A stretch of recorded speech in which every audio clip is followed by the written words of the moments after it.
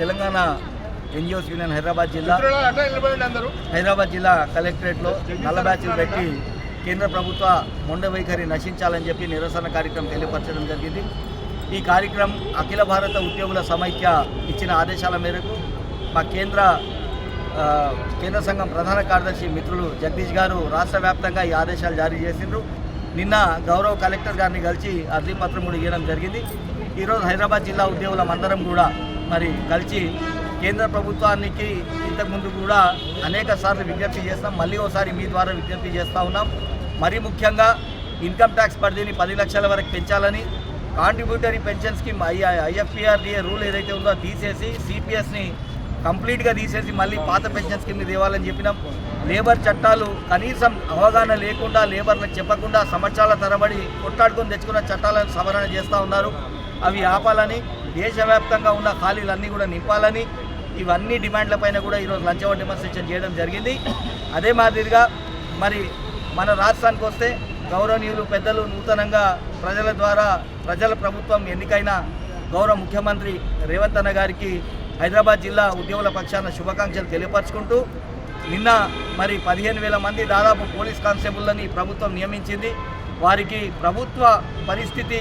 ప్రభుత్వ ఉద్యోగులను మరి బలోపేతం చేసే ఏదైతే ఈ ప్రభుత్వ ప్రయత్నం ఉందో దాన్ని స్వాగతిస్తూ ఉన్నాం. మరి అదే కాకుండా మెడికల్ డిపార్ట్మెంట్లో కావచ్చు, మిగతా డిపార్ట్మెంట్లలో కూడా మరి నాకు తెలిసి ప్రభుత్వం వచ్చినాక 25,000 పోస్టులు ఇప్పటివరకు భర్తీ చేసిండ్రు. మిగతా పోస్టు కూడా మరి నోటిఫికేషన్ల ద్వారా భర్తీ చేస్తామని చెప్పి మనం అందరం కూడా చూస్తున్నాం. చాలా సంతోషం. గౌరవ ముఖ్యమంత్రి గారికి విజ్ఞప్తి చేస్తూ ఉన్నాం, సార్ మా పైన దయ ఉంచి మాకు 3 DL పెండింగ్ ఉన్నాయి, గత ప్రభుత్వం ఇవ్వలేదు.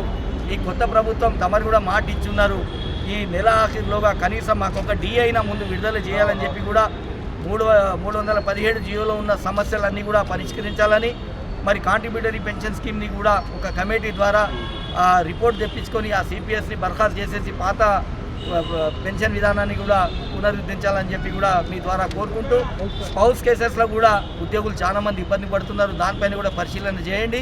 మరి హెల్త్ కార్డు విషయానికి వస్తే మేము రాష్ట్ర ప్రభుత్వ ఉద్యోగులుగా రాష్ట్ర ప్రభుత్వానికి సహకరించడానికి సిద్ధంగా ఉన్నాం.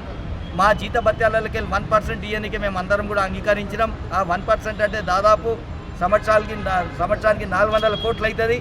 ఇంకొక 400 కోట్లు రాష్ట్ర ప్రభుత్వం కలిపితే 800 కోట్లతోని ఎక్సలెంట్గా హెల్త్ ప్యాకేజ్ ఇచ్చి ఆ హెల్త్ కార్డు ఇచ్చి దాని ద్వారా న్యాయం చేయాలని చెప్పి కూడా కోరుకుంటూ, మరి రాష్ట్ర ప్రభుత్వ ఉద్యోగులుగా ఈ రాష్ట్ర ప్రభుత్వాన్ని 100% సంక్షేమ పథకాలు మోసే బాధ్యత తీసుకున్నాం.